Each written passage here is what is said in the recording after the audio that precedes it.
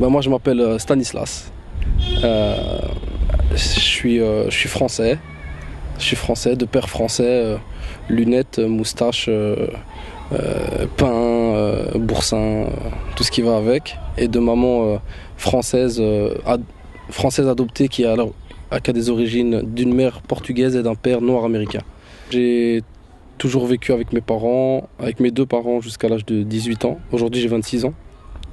Et ils se sont séparés plus ou moins quand j'avais cet âge-là. Et je suis rentré, moi. Maintenant, je sais que je suis rentré dans l'islam vers 2008. Mais au moment où je suis rentré, je savais pas que j'étais en train d'y entrer en fait. Je m'en rends compte maintenant que c'était à ce moment-là que je faisais mes premiers pas. Et la situation était stable. Mes parents, même n'étant plus ensemble, étaient toujours super liés à travers moi. Alhamdoulilah d'ailleurs, parce que c'est rare. Et, euh, Tranquille, avec des parents ouverts, athées, des parents athées, mais qui m'ont toujours poussé à aller faire ce que je voulais faire. J'ai grandi dans un quartier de logements sociaux entre Boisfort et Ixelles. Ça, c'est là où je logeais. Et puis j'ai toujours traîné sur Ixelles toute mon adolescence. J'ai fait pas mal d'écoles parce que je me faisais beaucoup virer des écoles parce que j'avais une grande bouche et j'étais contre l'injustice. J'étais un peu un super-héros de l'école, tu vois. Et ça, c'est voilà. J'ai grandi là-dedans. Je suis un jeune de Bruxelles, quoi. Donc tu peux venir n'importe quelle commune. Bruxelles, tu fais vite le tour. Et puis moi, je me sens d'ici, quoi. Je me sens français à Bruxelles. Je revendique les deux. Moi, comme étant un jeune de Bruxelles, en fait, j'ai toujours grandi avec ici des Marocains. Donc j'ai toujours eu l'islam à l'œil, quoi, tu vois. Mais sans savoir, sans me poser de questions, parce qu'à cette époque-là, ça comptait pas pour moi, je croyais pas. Et je disais même que croire, c'était un peu n'importe quoi, tu vois. Et d'ailleurs, aujourd'hui, quand je réfléchis au passé, je regrette un peu que mes amis d'enfance issus d'origine islamique, de confession islamique de leur origine, mais pas vraiment parler de ça depuis qu'on était petit, quoi, tu vois. D'accord. On n'était pas vraiment dedans non plus, mais et qu'on était jeunes et qu'on avait autre chose à penser, malheureusement, on pensait plus à la rue, à la musique. Les premiers musulmans que j'ai rencontrés, c'est mes amis d'enfance, quoi. Qui avaient des parents musulmans. Je voyais les mères voilées, les pères barbus, les allers-retours au Maroc, et, tu vois. Mais moi, personnellement, je faisais pas vraiment attention à ça. J'avais aussi plein d'amis catholiques, aussi plein d'amis athées, et on a grandi ensemble. On n'a pas vraiment calculé. On calculait pas vraiment ça. Les origines peut-être, mais pas la confession, tu vois. J'arrivais pas à voir les gens en tant que musulmans ou en tant que catholiques. Je voyais vraiment les gens. J'ai toujours vu les gens en tant que personnes comme ils sont vraiment. Et bon, j'ai pas mal d'amis blacks aussi, blacks arabes et quelques amis blancs aussi. Et j'ai pas l'impression que j'avais ce prisme-là, tu vois. J'avais pas l'impression que j'avais ce rapport-là. Mais par contre, je voyais quand des fois on rentrait dans la cuisine ou dans le salon, on devait se taire un peu masqué parce que la maman elle priait ou quoi.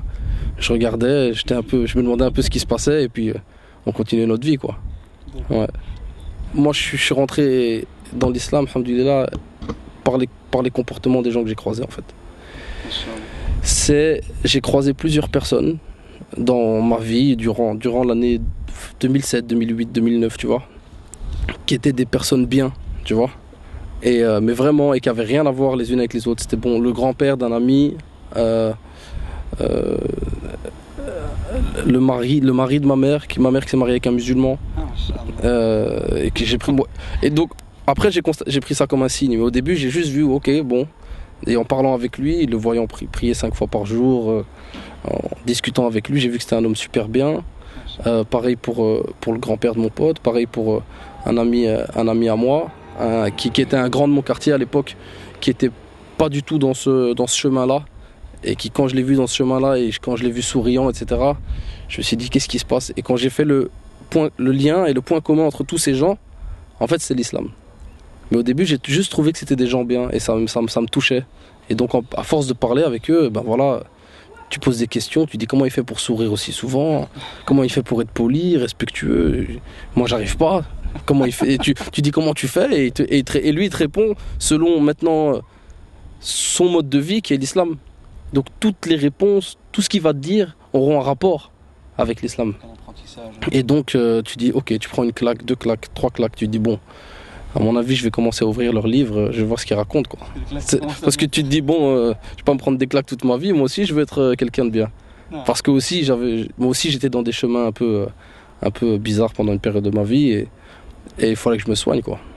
Ouais. Bon, je suis parti faire une opération, j'avais un petit problème, qu'il fallait que j'opère. Et je sais pas pourquoi, j'ai décidé de demander aussi de me circoncire. Tu vois. J'ai dit au médecin, bah, viens, on en profite. Et quand le médecin il m'a demandé, ouais, mais est-ce que c'est une question d'hygiène, une question il m'a demandé directement une question de religion ou de. Je lui ai dit, je sais pas, j'ai envie, je sais pas. C'était plus hygiénique évidemment, et puis je l'ai fait naturellement. Puis cette année-là, j'ai fait mon premier ramadan aussi, sans savoir pourquoi je le faisais non plus. Tu vois, j'ai fait le ramadan pour me dire, bon, ça doit être un bel effort, parce que moi je suis sportif à la base, donc j'aime me surpasser, etc. Et je me suis dit, bon, je vais essayer, ça peut être sympa, puis je l'ai fait. Et puis évidemment, quand tu fais le ramadan, tu es avec des frères qui le font, et donc pendant un mois, normalement, tu parles que de ça, tu vis selon l'islam, et tu t'imprègnes vraiment pendant un mois. Et je crois qu'en sortant de ce ramadan, je crois que j'ai compris, j'ai senti directement que c'était pour moi, quoi. Et alors ouais, et puis j'ai posé plein de questions, j'ai dit qu'est-ce que je dois faire, qu'est-ce que je dois dire, enfin, tu vois, je me renseignais juste. Puis un jour, je me suis retrouvé face à moi-même, tout seul. Et enfin, c'est comme si je me retrouvais face à Dieu, tu vois. Et j'ai shahad, et tout seul, j'avais pas de témoin. Je sais qu'après on m'a dit que il vaut mieux qu'il y ait des témoins pour attester, pour prouver, etc. Moi j'ai dit Dieu sait ce qu'il y a dans mon cœur, et j'ai shahad, et je suis rentré parmi vous, quoi. Je suis parti au Sénégal faire un ramadan aussi en 2009. Et là-bas au Sénégal, c'est 90% de musulmans, c'est des mosquées à tous les coins de rue, tu vois. C'était justement dans la famille du mari de ma mère, qui est sénégalais, qui est musulman. Et donc quand je suis arrivé dans cette famille, aussi je les ai vus vivre et j'ai compris, quoi. Parce qu'ils étaient très pratiquants et ça m'a fait du bien, quoi. Ouais. Par rapport à mes parents, parce que c'est les personnes qui m'intéressent le plus, entre guillemets, dans leur réaction, parce que bon, c'est eux qui m'ont élevé, etc. Par rapport à mes parents, depuis que je suis petit, quand je leur ai dit quand j'étais petit que je voulais aller à des cours de religion catholique, protestante, etc., ils m'ont toujours dit fais ce que tu veux, fais ce qui te semble bon, et puis prends ce qu'il y a à prendre. Donc je l'ai fait. Puis quand j'en avais marre de la religion catholique, j'étais en protestante. Quand j'en ai eu marre, j'étais à la morale pour faire la fête avec tout le monde, tu vois. Et puis donc, quand des années plus tard, je suis rentré dans l'islam, je leur ai dit naturellement aussi. Et en fait, là où ça a été facile pour moi et pour eux, c'est qu'ils ont vu eux-mêmes une évolution, en fait. Et voilà, moi, mes parents estiment que je suis quelqu'un d'objectif et d'intelligent. Ils savent que je me lance pas dans quelque chose pour rien, entre guillemets. Donc ça, pour eux, ça leur a paru bon. Puisque c'était bon pour moi, ça ne pouvait être que bon. Malheureusement, ils l'ont pas encore appliqué à eux-mêmes. Mais je suis en combat pour ça. Je suis en combat pour ça. Par rapport à mes amis d'enfance qui ne sont pas musulmans, ceux qui sont musulmans étaient heureux pour moi. Même si parfois ils le sont que de coutume, et parfois ils le sont vraiment de pratique, tous étaient heureux pour moi parce qu'ils ont ressenti que c'était ça. Et ceux qui n'étaient pas, ils trouvaient que j'étais bizarre. Ils me disaient qu'est-ce qu'il fout celui-là, n'importe quoi. Bon. Et en plus c'est peut-être en contradiction avec ce que je disais quelques années plus tôt, avec ce que je faisais quelques années plus tôt, et même avec ce que je faisais au moment même où je me dirigeais vers l'islam. Donc au début ils comprenaient pas. Aujourd'hui j'ai les mêmes amis et ils comprennent, et alhamdoulilah, il y en a même qui peut-être vont suivre le chemin, j'espère pour eux, quoi. Ça m'a apporté la paix, vraiment, intérieure, réellement. Et la paix intérieure, en fait, maintenant, je peux plus voir les choses autrement, en fait. Ça veut dire que tout ce que je vois, tout ce que je fais, dépend des sons en rapport avec ce que je suis au fond de moi, avec ce que je pense. Tu vois, alors j'essaie d'allier les actes à ce que je dis, et franchement, je me sens beaucoup mieux personnellement. Je sens que je ne juge plus les gens comme je les jugeais avant, par exemple. Parce que j'avais la parole facile, la médisance facile, tu vois. Et actuellement, ça va mieux. Ou alors quand ça m'arrive, je me corrige directement en disant non, on peut pas savoir ce qui se passe dans la vie de cette personne, etc. Je m'auto-corrige et franchement, ça me fait marcher beaucoup plus droit. Et depuis que j'ai appris à prier, ça a encore changé. Donc ça veut dire, je me sentais musulman, mais je faisais le ramadan sans prier, par exemple, les premières années. Et quand on me disait, ouais, on m'a déjà dit, tu pries pas, ça sert à rien de faire ramadan si tu pries pas. Alors moi je disais, mais qu'est-ce qu'il me raconte celui-là, qui se mêle de lui, moi je fais mon ramadan, ouais, je mange pas, je bois pas, c'est super, tu vois. Mais depuis que j'ai appris à prier, donc quand j'ai vu d'abord au Sénégal la famille prier, je les ai vus, je priais pas avec eux, mais je regardais, j'étais à chaque fois captivé. Et quand j'ai appris petit à petit, je me suis dit, et que je l'ai fait, je me sens soulagé. Après chaque prière, je me sens léger, je me sens mieux, quoi. Je vois Dieu partout. Je vois un arbre, je deviens fou, quoi. Tu vois, je vois un arbre, je vois de l'eau, je sens l'air, je sais pas t'expliquer. C'est comme si avant je voyais pas et maintenant je vois. Personnellement, la manière dont je vois les choses, c'est il faut qu'on se mélange absolument. Faut qu'on se mélange. Tu vois, dernièrement, c'est une anecdote, hein, mais j'ai croisé un prêtre, un Brésilien, dans un parc. Et il m'a vu, il m'a dit salam alaikum, tu vois. C'est un prêtre, mais c'est un homme bon, tu vois. Et je crois que les gens pieux, en fait, peu importe leurs origines, etc., peuvent d'office t'amener quelque chose. Faut pas refuser la main tendue. Tu vois, faut le voir peut-être comme un signe, peut-être, je sais pas, mais il faut prendre, rejeter ce qui est mauvais pour toi, prendre ce qui est bon parmi chacun. Des fois même quelqu'un qui est pas croyant peut te dire une vérité et peut changer ta vie.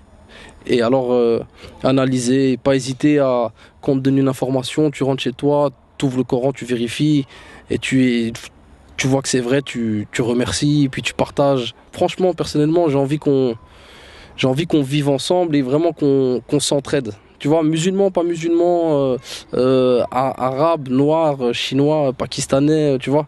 J'ai été pris dans une mosquée pakistanaise dernièrement. J'ai vu un autre peuple, tu vois, un autre truc, et ça fait du bien. Ça fait du bien et ça rappelle. Parce qu'ici, par exemple, moi, tous les jours, on me parle en arabe. Parce qu'on croit que je suis marocain. Et moi, je suis français. Et j'ai décidé donc je m'appelle Stanislas. On m'a toujours appelé Stan.